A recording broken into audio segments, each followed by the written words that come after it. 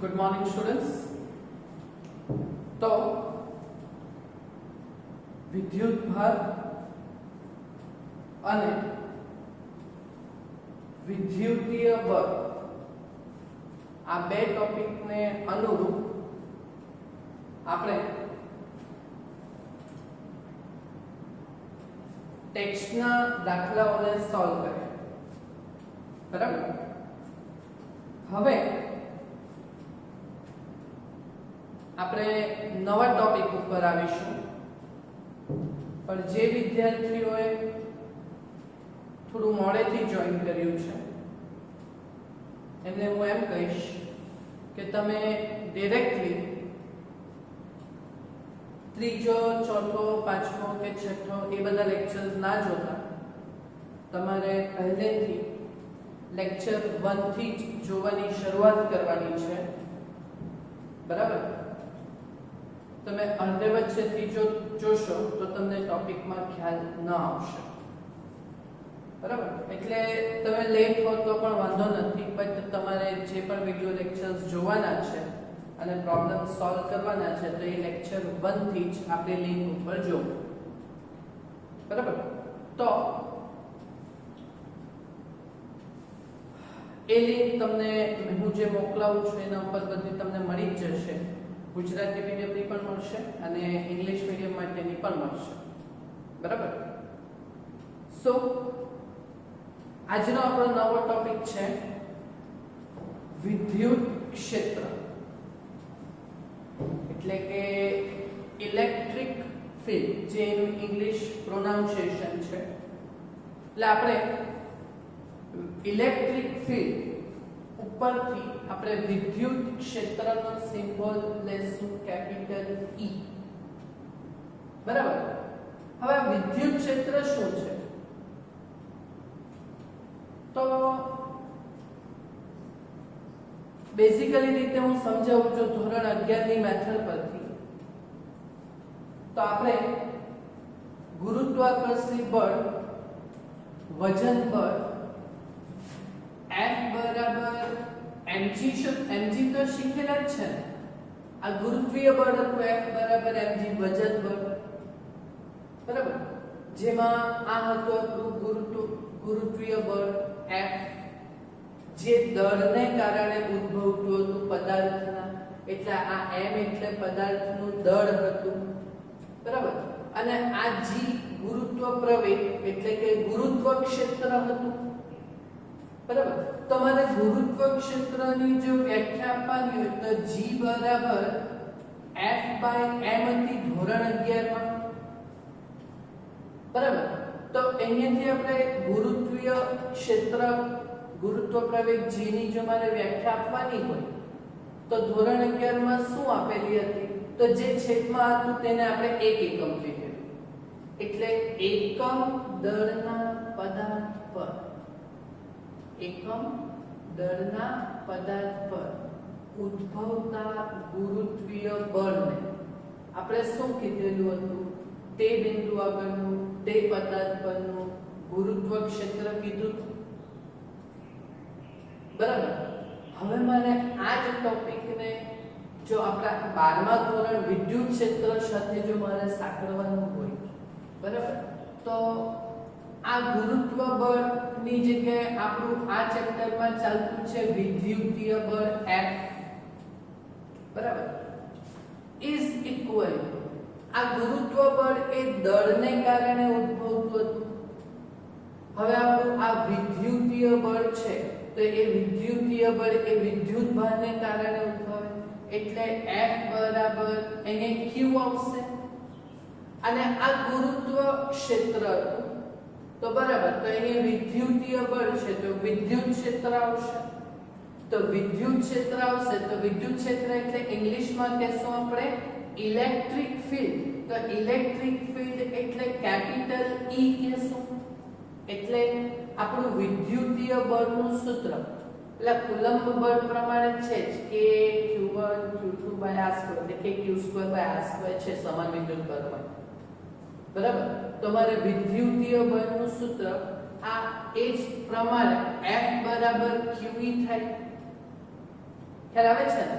તો મારે વિદ્યુત ક્ષેત્રને જો વ્યાખ્યાયિત કરવાનું હોય તો વિદ્યુત ક્ષેત્રને જો વ્યાખ્યાયિત કરવાનું હોય તો E બરાબર F/Q થશે. E બરાબર F/Q. આ ખ્યાલ આવે છે ને? 11મા ધોરણથી જ આપણે આ ટોપિકને ખેંચેલો છે ગુરુત્વાકર્ષણના ટોપિક પરથી. બરાબર? તો વિદ્યુત ક્ષેત્ર E બરાબર F/Q. વિદ્યુત ક્ષેત્રનું ઇંગ્લિશ ઇલેક્ટ્રિક ફિલ્ડ એટલે આપણે કેપિટલ E લીધેલ છે. બરાબર? અને F/Q, જ્યાં F એટલે વિદ્યુતીય બળ ભાગ્યા Q એટલે વિદ્યુત બળ.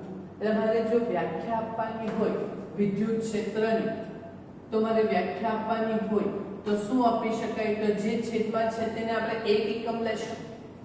તો છેદમાં છે તે આપણે એકમ વિદ્યુત ભાર લેશું. તો એકમ વિદ્યુત ભાર પર ઉદ્ભવતું વિદ્યુતીય બળ એને આપણે શું કહેશું? તે બિંદુ આગળનું વિદ્યુત ક્ષેત્ર કહેશું. ખ્યાલ આવે છે ને તમને? બરાબર? તો આ વિદ્યુત ક્ષેત્ર થયું. હવે આ જ ગુરુત્વ ક્ષેત્ર જે G હતું તે આપણે સદિશ રાશિ હતું, પ્રવેગ જ હતો એ તો. બરાબર? તો પ્રવેગ ની દિશા એ ગુરુત્વ પ્રવેગની દિશા એ હંમેશા આપણે અધો દિશામાં જોઈએ. આપણા પૃથ્વીનો ગુરુત્વ પ્રવેગ. બરાબર? હું અહીંયાથી માર્કરને છોડું તો આઈડિયા અધો દિશામાં જવાનું. એટલે ગુરુત્વ પ્રવેગ હંમેશા અધો દિશામાં જ લાગે. એ આપણે સમજેલા હતા ધોરણ 11. પણ આ જે વિદ્યુત ક્ષેત્ર છે એ સદિશ રાશિ છે, એટલે કે એને દિશા હશે. તો આ વિદ્યુત ક્ષેત્ર એ વિદ્યુત ભારને કારણે ઉદ્ભવે. બરાબર? તો એની દિશા એ બે વિદ્યુત ભારો વચ્ચે જો મારે કેવી હોય, બરાબર, તો એ વિદ્યુત ભારની દિશા આપણે કઈ કહેશું? પ્લસ થી માઈનસ. ધન વિદ્યુત ભારથી ઋણ વિદ્યુત ભાર તરફની આપણે કહેશું. ખ્યાલ આવે છે તમને? એવા બરાબર? વિદ્યુત ક્ષેત્રની દિશા આપણે કઈ લેશું? પ્લસ q વિદ્યુત ભારથી માઈનસ q વિદ્યુત ભાર તરફ. બરાબર? આ દિશાનું જે વાત છે ને તે આપણને જ્યારે દાખલા સોલ્વ કરીશું ને વિદ્યુત ક્ષેત્રની દિશા માટે, બરાબર, જેવી રીતે આપણે યસ્ટરડે ના ટોપિકમાં આપણે બળ, અપાકર્ષી, આકર્ષી પ્રમાણે બળની દિશા બતાવીને જે દાખલો સોલ્વ કરેલો હતો, બરાબર, તો તેવી જ રીતે આ વિદ્યુત ક્ષેત્રની દિશા ધન વિદ્યુત ભારથી ઋણ વિદ્યુત ભાર તરફ. બરાબર? તો એ વસ્તુ આપણને એક ઇમ્પોર્ટન્ટ નીવડશે. એટલે વિદ્યુત ક્ષેત્રની દિશા આપણે કયાથી કયા વિદ્યુત ભાર સુધીની લીધી? પ્લસ q વિદ્યુત ભારથી માઈનસ q વિદ્યુત ભાર તરફ. બરાબર? તમે કઈ નહીં તો છેલ્લે વિદ્યુત ક્ષેત્રનું સૂત્ર યાદ રાખવાનું. આપણે E બરાબર F/Q. એટલે મારે બળનું સૂત્ર જો જોવું હોય તો E બરાબર F/Q, તો વિદ્યુતીય બળ F બરાબર QE થાય 11મા ધોરણ પ્રમાણે. ખ્યાલ આવે છે ને તમને? ચાલો હવે આનો મારે એકમ જોવાનો હોય એટલે જ્યારે પણ દાખલા ગણીશું તો વિદ્યુત ક્ષેત્રનો જ્યારે આપણે આન્સર લાવીએ તો આપણે એકમ તો ખાસ લખવા જ પડે. બરાબર? તો વિદ્યુત ક્ષેત્રનો એકમ તો એ એની વ્યાખ્યા પરથી જ બનાવાય. F/Q છે ને, તો F એટલે બળ, F નો એકમ ન્યૂટન બળ, અને છેદમાં Q એટલે વિદ્યુત ભાર, એટલે વિદ્યુત ભારનો એકમ કુલમ, એટલે ન્યૂટન પ્રતિ કુલમ. બરાબર? ચાલો પછી પારિમાણિક સૂત્ર બનાવવાનું. તો 11મા ધોરણમાં ન્યૂટનનું પારિમાણિક સૂત્ર આપણે 100 વાર કહ્યું કે ન્યૂટનનું પારિમાણિક સૂત્ર 112 mLT m1 L1 T - 2. 112 માં છેલ્લે બે માઈનસ લેતા છે આપણે.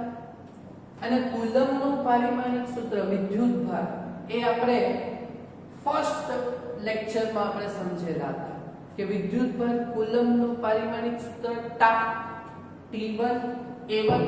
તો હું જો આ બે ભૌતિક આ બે નું જો સંયોજન કરીશ m1 L1 t-2 છે 1 ઉપર આવશે તો t-3 થશે અને A1 ઉપર આવશે તો A-1 થશે એટલે આ પારિમાણિક સૂત્ર વિદ્યુત ક્ષેત્રનું કેટલું પડ્યું 11 31 3 અને 1 છેલ્લા બે આપણે ઋણ લીધા બરાબર આ બધી વસ્તુ ગોખવાનું કોઈ કામ નથી તમારે જસ્ટ ખાલી તમને ટોપિક સમજ પડવા જોઈએ બરાબર એટલે વિદ્યુત ક્ષેત્ર E બરાબર F/q પરથી આટલી વસ્તુઓને આપણે સોલ્વ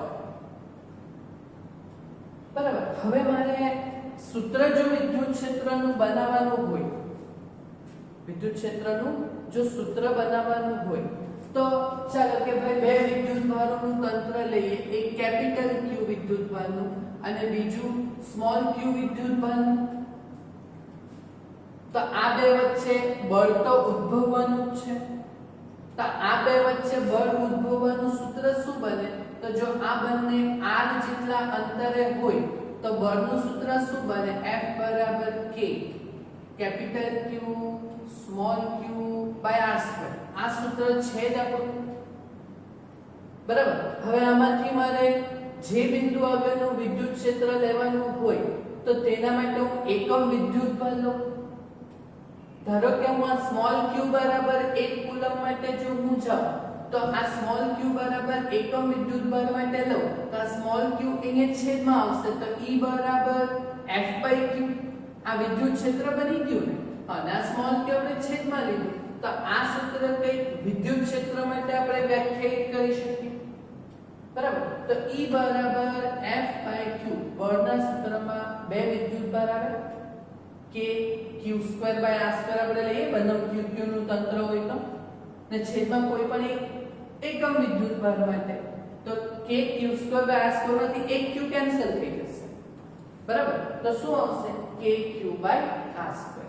બોલ આ વિદ્યુત ક્ષેત્રનું સૂત્ર આપણા બળ જેવું જ છે ને તો બળના સૂત્રમાં k q² r²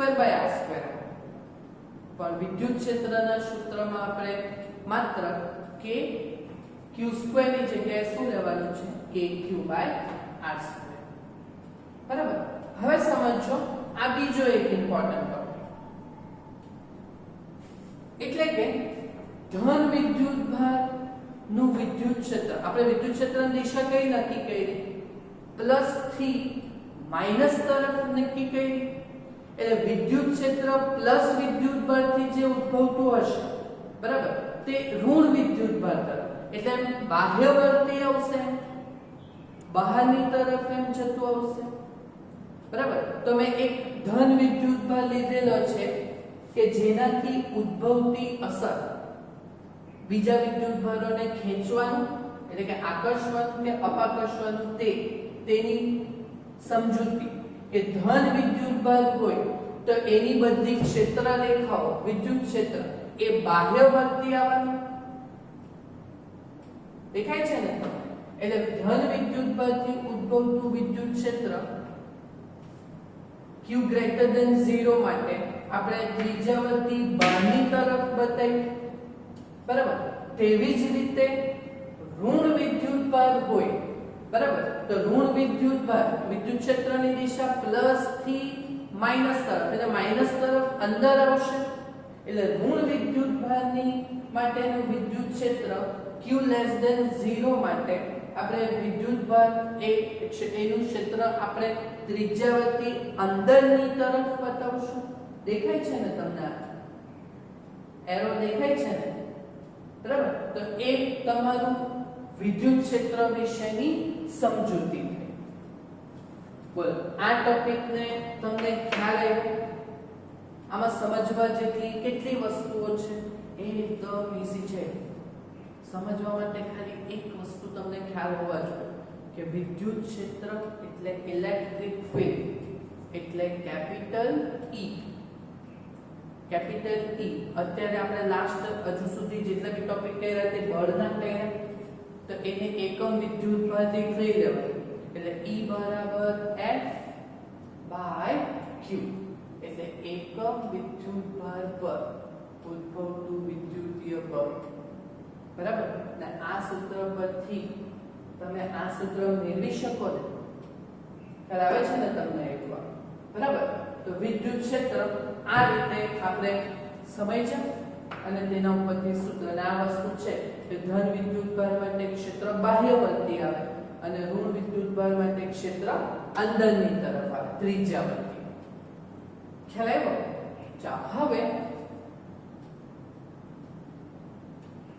સ્વાધ્યાયનો 21મો જે વધારાના સ્વાધ્યાયનો છે. બરાબર. તો એકદમ નાનો દાખલો છે, તો રકમ મેં ઉપર લખેલી જ છે.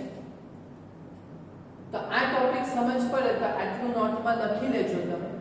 બરાબર. અને તેના પછી આપણે સ્વાધ્યાયના 21મા દાખલાને સોલ્વ કરીશું. બરાબર. તો 21મો દાખલો એકદમ ઈઝી છે. તો ભાઈ 10 સેન્ટીમીટર ત્રિજ્યાનો એક વાહક ગોળો છે. કેટલા સેન્ટીમીટર ત્રિજ્યાનો? 10 સેન્ટીમીટર ત્રિજ્યાનો. એના ઉપર વિદ્યુતભાર છે, કેટલો છે તે ખબર નથી, એટલે અજ્ઞાત વિદ્યુતભાર છે. હવે આ ગોળાના કેન્દ્રથી 20 સેન્ટીમીટર કોઈ દૂર બિંદુ લીધેલ છે. કેટલા સેન્ટીમીટર દૂર? 20 સેન્ટીમીટર દૂર એક બિંદુ લીધેલું છે. બરાબર. એટલે ત્રિજ્યા સાથે આપણને કઈ લાગતું પડતું નથી. આપણે 20 સેન્ટીમીટર દૂર એટલે અંતર સ્મોલ r બરાબર 20 સેન્ટીમીટર એટલે મીટરમાં ભાગ્યા 100 0.2 થશે. તો આટલા દૂર 20 સેન્ટીમીટર દૂરના બિંદુએ વિદ્યુત ક્ષેત્ર આટલું આપેલું છે. આ ઋણ આપેલું છે. ઋણ આપેલું છે એટલે અંદરની તરફ હશે. અંદરની તરફ હોય એટલે આપણને ખ્યાલ શું આવવો જોઈએ કે જો વિદ્યુત ક્ષેત્ર ત્રિજ્યાવર્તી અંદરની તરફ હોય ગોળા પર, તો એ ગોળા પર વિદ્યુતભાર ધનની હશે. કયો હશે? ઋણ હશે. તમે વિદ્યુત ક્ષેત્ર ઇલેક્ટ્રિક ફીલ્ડ કેપિટલ E બરાબર આટલું લઈ. બરાબર. તો અંદરની તરફ છે તો ગોળા પરનો કુલ વિદ્યુતભાર શોધવાનો છે. તો ગોળા પરનો વિદ્યુતભાર એટલે કેપિટલ Q લખો, સ્મોલ q લખો. That is equal to question mark. બરાબર. તો આપણે આ ટોપિક સમજ્યા તો વિદ્યુતભાર શોધવાનો છે. વિદ્યુત ક્ષેત્ર આપેલું છે ને. અચ્છા, તો ધારો કે ગોળા ઉપરનો વિદ્યુતભાર સ્મોલ q છે તો 20 સેન્ટીમીટર સ્મોલ r જેટલા અંતરે વિદ્યુત ક્ષેત્રનું સૂત્ર E બરાબર kq/r². kq/r². ચાલો હવે q શોધવાના છે તો q ને હું જો ક્વેશ્ચન કરતા બનાવું તો E r²/k થશે. બસ પતી ગયો દાખલો. હવે આની વેલ્યુ બધી તમે મૂકો તો E ની વેલ્યુ મેં ઋણ નથી લીધી. બરાબર. ધન લઈ લીધું, ઋણ લઈ તો પણ ચાલે. તો E બરાબર આટલું વિદ્યુત ક્ષેત્રનું મૂલ્ય લીધું. r² એટલે 0.2 નો વર્ગ. બરાબર. અને ભાગ્યા k એટલે જે ફર્સ્ટ ડે થી આપણે સમજતા આવતા છે કે કુલમ અચળાંક 9 ગુણ્યા 10⁹. બરાબર. હવે ભાઈ હું પહેલા ઘાતાંકનું કરું તો 10⁵ છે. 10⁹ ઉપર આવે તો 10⁻⁹ 3 માંથી 9 જાય તો -6. બરાબર. કુલમ ને નંબરિંગમાં રહેશે તો કઈ રહેશે? 1.5 ગુણ્યા 0.2 ગુણ્યા 0.2 ભાગ્યા 9. જો આટલું તમે કેલ્ક્યુલેટરમાં કરશો તો તમને જવાબ મળશે 0.00667. કઈ આવું મળશે. બરાબર. તો આન્સર મારે સ્ટાન્ડર્ડ ફોર્મમાં રાખવાનો હોય તો અહીંયા છે દશાંશ ચિહ્ન એટલે 1 2 અને 3 6.67. જમણી બાજુ કે એટલે વધાર્યું એટલે આમાં માઈનસ કરવાનું 3. તો -6 -3 કેટલા થશે? -9 કુલમ વિદ્યુતભાર શોધ્યો આપણે. બરાબર. હવે આપણને તે કીધું છે કે વિદ્યુત ક્ષેત્ર એ ત્રિજ્યાવર્તી અંતરની તરફ છે. બરાબર. તો આ ગોળા પર વિદ્યુતભાર કયો હશે? ધન વિદ્યુતભાર હોતે તો બહારની તરફ. ગોળા પર વિદ્યુતભાર અંદરની તરફ છે વિદ્યુત ક્ષેત્ર એટલે ગોળા પરનો વિદ્યુતભાર કયો હશે? ઋણ હશે. એટલે આ વિદ્યુતભારનું મૂલ્ય 6.67 માઈનસમાં આવશે. બરાબર. ના 10⁻⁹ છે તે તો તમને આવડવું જોઈએ કે 10⁻⁶ હોય તો આપણે કંઈક માઇક્રો લેતા છે. 10⁻³ હોય તો આપણે કંઈક મિલી લઈએ. હા, 10⁻⁹ છે તો આપણે નેનો લેશું. નેનો એટલે 6.67 નેનો કુલમ સ્મોલ. ખ્યાલ આવ્યો ને તમને? તો ઓકે. તો આટલા વસ્તુને તમારે વ્યવસ્થિત સમજવાનું અને જાતે સોલ્વ કરજો. એટલે કાલે આપણે વિદ્યુત ક્ષેત્ર માટેના બીજા ઉદાહરણ અને સ્વાધ્યાયના દાખલાઓને સોલ્વ કરીશું. ખ્યાલ આવ્યો? ઓકે, બરાબર. તો પાછા કાલે વિદ્યુત ક્ષેત્રના સૂત્ર અને તેની દિશાને અનુસાર બીજા દાખલા સોલ્વ કરીશું. Thank you.